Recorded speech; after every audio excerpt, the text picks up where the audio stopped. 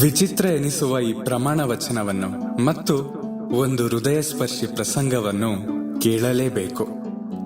ಮೊದಲು ವಿಚಿತ್ರ ಪ್ರಮಾಣ ವಚನ.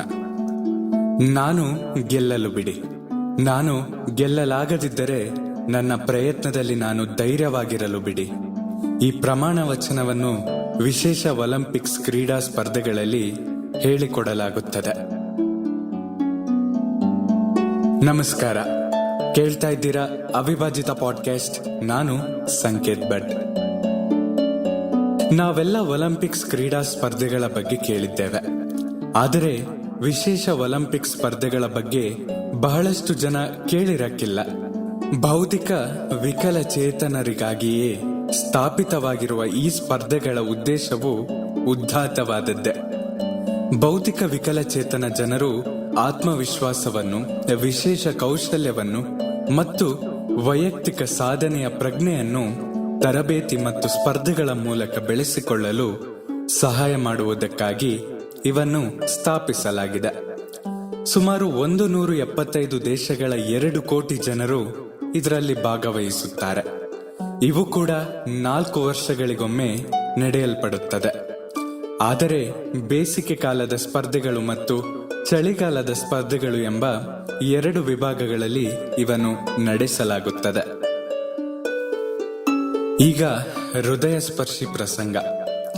ಸಿಯಾಟಲ್ನಲ್ಲಿ ವಿಶೇಷ ಒಲಿಂಪಿಕ್ಸ್ನ 100 ಮೀಟರ್ ಓಟದ ಸ್ಪರ್ಧೆ ನಡೀತಾ ಇತ್ತು. 9 ಬೌದ್ಧಿಕ ವಿಕಲಚೇತನ ಮಕ್ಕಳು ಸಿದ್ಧವಾಗಿ ನಿಂತಿದ್ರು. ಹೊರಡಿ ಎಂದು ಸೂಚಿಸುವ ಶಬ್ದ ಬಂದ ತಕ್ಷಣ ಎಲ್ಲರೂ ಓಡಲು ಮೊದಲು ಮಾಡಿದರು. ಓಡಿ ಗುರಿ ಮುಟ್ಟಬೇಕೆಂಬ, ಗೆಲ್ಲಬೇಕೆಂಬ ಉತ್ಸಾಹವಿತ್ತು. ಆದರೆ ಅಂತಹ ರಭಸ ಏನೂ ಇರಲಿಲ್ಲ.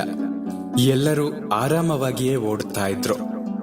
ಸ್ವಲ್ಪ ದೂರ ಓಡುವಷ್ಟರಲ್ಲಿ ಒಬ್ಬ ಪುಟ್ಟ ಹುಡುಗ ಎಡವಿ ಬಿದ್ದು ಬಿಟ್ಟ. ಒಂದೆರಡು ಉರುಳಿದ. ನೋವೋ ನಿರಾಸೆಯೋ ಜೋರಾಗಿ ಅಳಲು ಪ್ರಾರಂಭಿಸಿದ. ಈ ಅಳುವಿನ ಶಬ್ದ ಕೇಳಿ ಮುಂದೆ ಹೋಗಿದ್ದ 8 ಜನ ಓಟಗಾರರು ಓಟ ನಿಲ್ಲಿಸಿದರು. ಅವನತ್ತ ನೋಡಿದರು, ಹಿಂತಿರುಗಿ ಬಂದರು. ಬಿದ್ದಿದ್ದವನ ಸುತ್ತಲೂ ನಿಂತರು. ಏನಾಯಿತು ಎಂದು ಕೇಳಿದರು.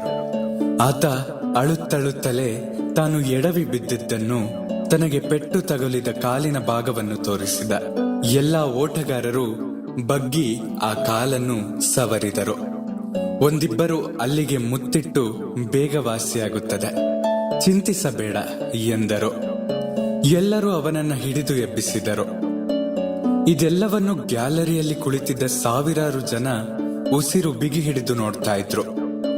ಓಟಗಾರರೆಲ್ಲ ಪರಸ್ಪರ ಕೈ ಹಿಡಿದುಕೊಂಡು ಸ್ಪರ್ಧೆಯ ಗುರಿಯತ್ತ ನಿಧಾನವಾಗಿ ನಡೆದು ಬಂದರು. ಗುರಿಯನ್ನು ಒಟ್ಟಾಗಿ ಮುಟ್ಟಿ ಗ್ಯಾಲರಿಯ ಕಡೆ ಕೈ ಬೀಸಿ ನಕ್ಕರು. ಗ್ಯಾಲರಿಯಲ್ಲಿದ್ದ ಜನ ಎದ್ದು ನಿಂತು ಜೋರಾಗಿ ಚಪ್ಪಾಳೆ ತಟ್ಟಿದರು.